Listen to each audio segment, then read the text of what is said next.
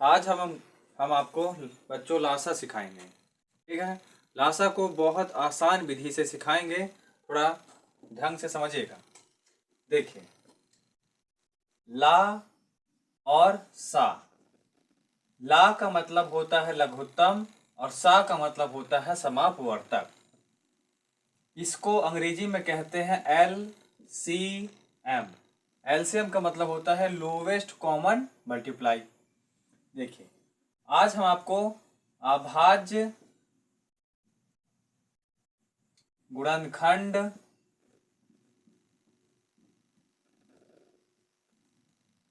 अभाज्य गुणनखंड विधि से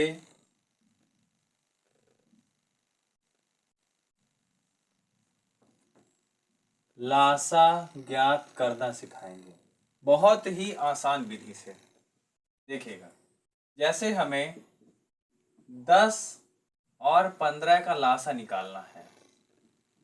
10 और 15 के लासा में हमें यह देखना पड़ेगा कि 10 का गुणनखंड क्या होता है, 15 का गुणनखंड क्या होता है।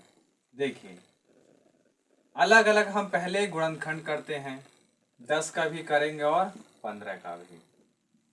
देखिए, 10 कटेगा पहले 2 से, कितने बार में? 5 बार में। हमें सामने वही संख्या रखनी है जो 10 को पूरा पूरा काट सके, और छोटी से छोटी, तो वो कौन सी संख्या है? 2 है।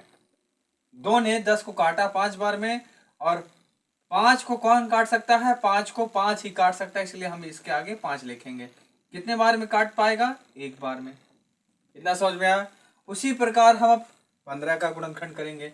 15 2 से तो नहीं कटेगा, फिर कटेगा 3 से। तो 3 से कटेगा, कितने बार में कटेगा उसको यहां लिखते हैं, तो ये कटेगा 5 बार में। फिर 5 से 5 कटता है 1 बार में। हमें तब तक गुणनखंड लगाना पड़ता है कि जब तक कि कोई संख्या कटकर 1 ना आ जाए। ठीक, अब देखिए, 10 का गुणनखंड हुआ 2 गुणे 5, और 15 का गुणनखंड हुआ 3 गुणे 5।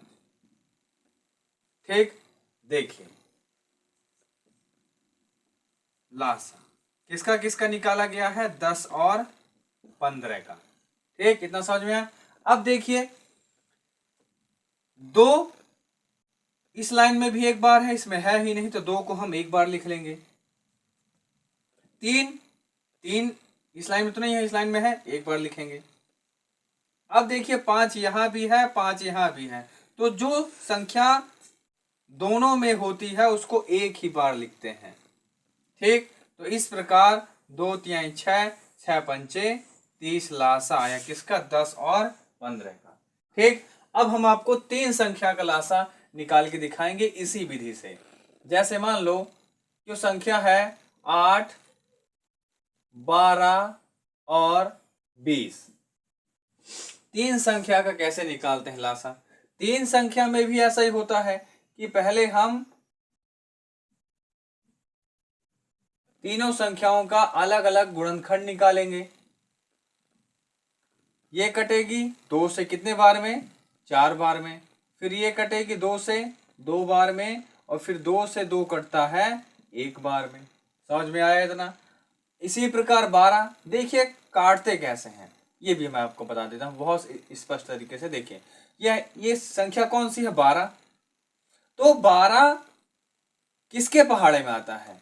तो सबसे छोटा, 1 को छोड़ करके 2 के पहाड़े में आता है। ठीक, हम 2 से ही शुरू करते हैं। ठीक है, अब कितने बार में आता है? 6 बार में आता है, 6 को यहाँ लिखेंगे।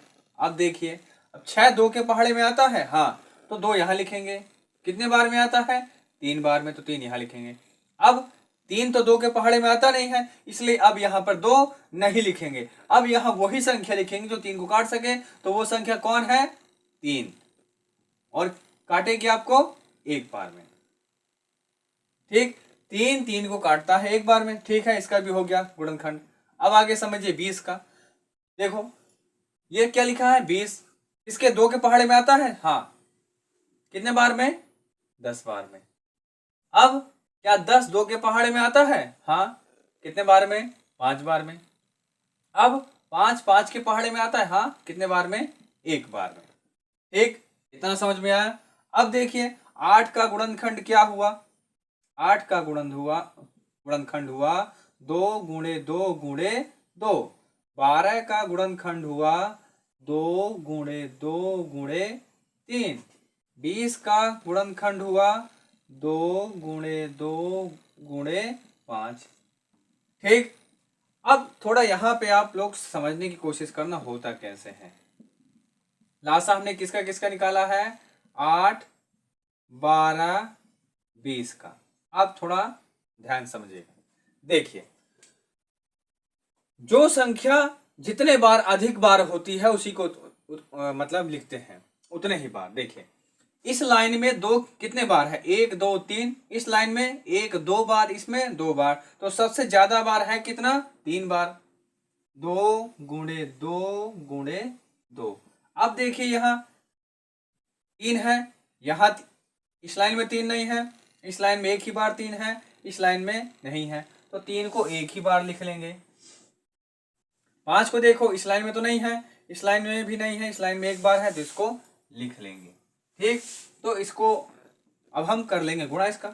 2 दूनी 4, 2 दूनी 4, 4 दूनी 8, 8 त्रिक 24 और 24 पंचे 120।